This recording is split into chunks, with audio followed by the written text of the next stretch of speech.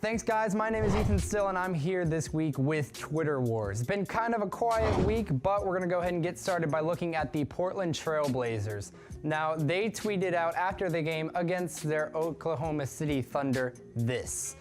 Trailblazers had 83 points with their big three, 16 rebounds and 17 assists. And the OKC quote-unquote big three, 67 points, 17 rebounds, 11 assists, 2 technicals, and 1 flagrant foul.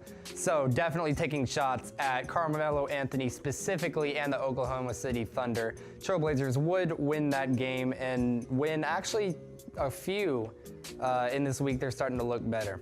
Moving on to the NFL, where former defensive back Terrence Knighton, he's retired now, but he got tweeted at by someone reviewing his AFC Championship game in 2013, where he sacked Tom Brady, and he would go on to call it the best moment of his career.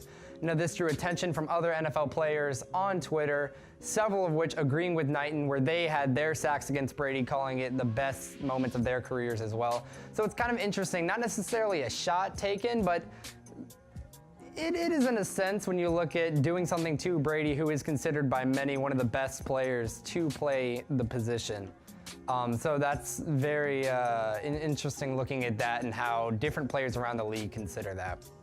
Now moving on, the big change in Twitter this week was the 280 character limit, and some sports teams got in on the fun there. The New York Yankees were able to post all of the years of their World Series victories and just kind of tooting their horn a bit. And the New England Patriots did a similar thing, going back to Tom Brady with every game that Tom Brady has won, 1 through 50 something. I'm not sure exactly what the number is, but it's just fun seeing these teams toot their own horn a bit with their new character limit.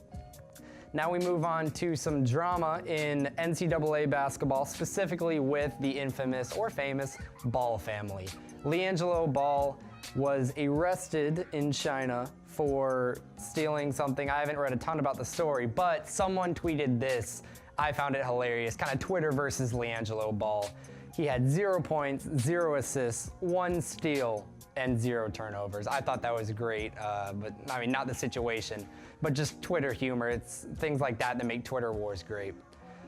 And then to end off this week, we have Matthew Stafford, and again, kind of Twitter versus Jameis Winston. Everyone knows last week Winston had that infamous pre-game hype speech where you eat the W. Matthew Stafford Wednesday morning says, "I have not eaten a W." Now that, funnily enough, comes after his Monday night victory, but it's just him poking shots at Jameis Winston along with the rest of the internet. And we'll see how the rest of the season shapes up, but Winston then getting injured, it's just not a good year for him.